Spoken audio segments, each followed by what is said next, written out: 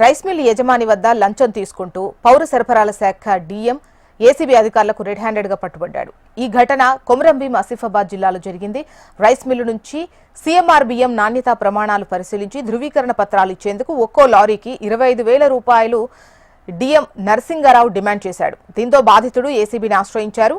3 లారీలకు సంబంధించి 75,000 రూపాయలు తీసుకుంటుండగా డీఎం నరసింగరావును అధికారులు పట్టుకున్నారు.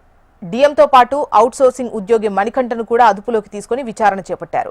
బాధితుల నుంచి ఇప్పటికే 16 లారీలకు సంబంధించి డబ్బును తీసుకున్నట్లు డీఎస్పీ వెల్లడించారు.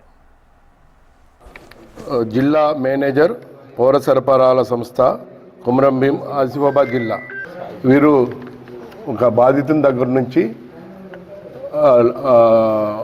గవర్నమెంట్ ఇచ్చిన వడ్లను మిల్లు ఆడించి మళ్ళా దాన్ని గోడౌన్కు పీడీఎస్ రైస్ కింద మార్చి పంపించడం కోసము దాంట్లో నూక కానీ లేకపోతే డిఫాల్ట్స్ కానీ ఏమి లేవని చెప్పేసి చెప్పడం కోసము దాన్ని పాస్ చేయడం కోసము లారీకి 25,000 చొప్పున 3 లారీలకు గాను 75,000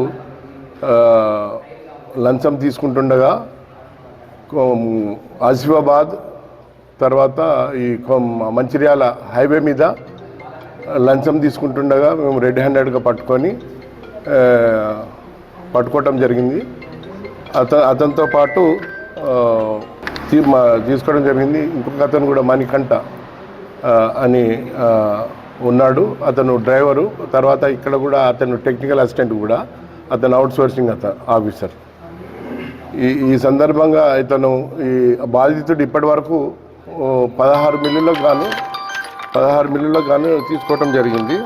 16 లారీలకు గాను డబ్బులు తీసుకోవడం జరిగింది. ఇప్పుడు అతను డబ్బులు ఇవ్వలేక మా దగ్గర మమ్మల్ని ఆశ్రయించడం జరిగింది. ఇప్పుడు మేము నరసింహారావు గారిని రెడీ హ్యాండ్గా పట్టుకోవటం జరిగింది.